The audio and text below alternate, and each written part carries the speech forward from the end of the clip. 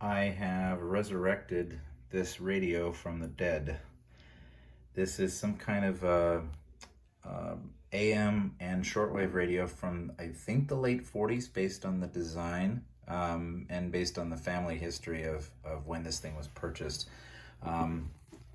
They said if anybody in the family knows how to fix it, they can have it and they can, keep it. It's a pretty cool looking design. It's a Zenith, and back in the 40s, that's all Zenith did. They made radios. When I first got it, I needed to see if I could even power it up. And one of the problems that I found was that the power cord on this radio looked kind of like cattywampus. The plug basically looked like this. Now, you'll notice that there's no cord coming out of the bottom. That's because I've removed the original cord, or rather I've disconnected it. It used to screw in to those terminals there, this terminal here and this terminal here, and this is a rubber plug. If you know anything about rubber, it doesn't hold up well over time, and basically these cords, which carried the live 120 volt electricity, were being held in place by those smaller screws right there, which go into a rubber socket, and basically that rubber socket is just not holding anymore. And I could just basically pull those right out.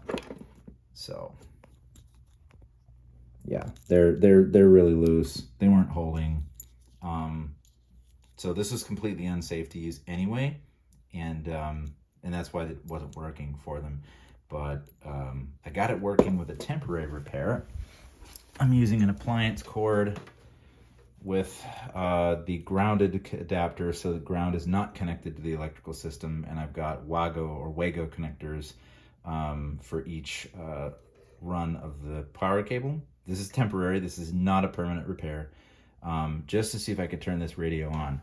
So one of the neat things about these old radios is they use vacuum tubes, and vacuum tubes usually take a little bit to start working. If any of you have ever used guitar amps with vintage tubes in them, you know that they take a couple minutes to warm up. This one's no exception.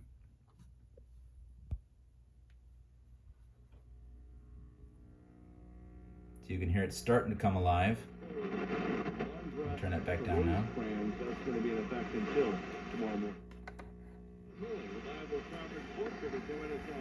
So there are 1, 2, 3, 4, 5 tubes in there, and there's also the AM radio wire, and I believe that's the shortwave wire coming out the back. Now, shortwave radio is all but defunct now, but AM is still kind of useful for some things. I'm going to touch the AM wire for a second. You're someone who knows exactly who you should go see. Hi, my name is Allie Eastburn.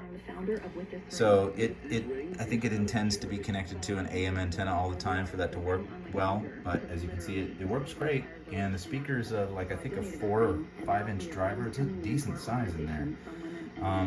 But these vacuum tubes are pretty charred on the inside, as you can see. So I need to find a source. I need to source a replacement for 5 tubes of different size in here and different functions. I don't know vacuum tubes that well. The other thing that's not working on this radio is the tuning knob. Turn it, it doesn't do anything. So basically it's stuck on K and X right now, which isn't so bad, but this knob is not pointing, the dial is not pointing at exactly what it would be listening to. It's pointed at like 1400, but we're tuned at 1070. This is a local LA news and traffic station. But the volume knob works great. And yeah, so I just really need to know where I'm going to get some tubes from. Here's some information off the back of the radio.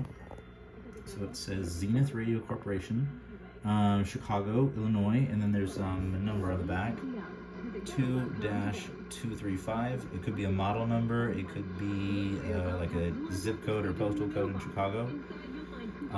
Then at the top here, of course, it says, for best results, use Zenith quality tubes. And then over here is the selector for broadcast DC or shortwave. So yeah, It's the Zenith radio of unknown year and unknown model, but I suspect someone will know what it is and maybe can tell me what kind of tubes I need. Thanks.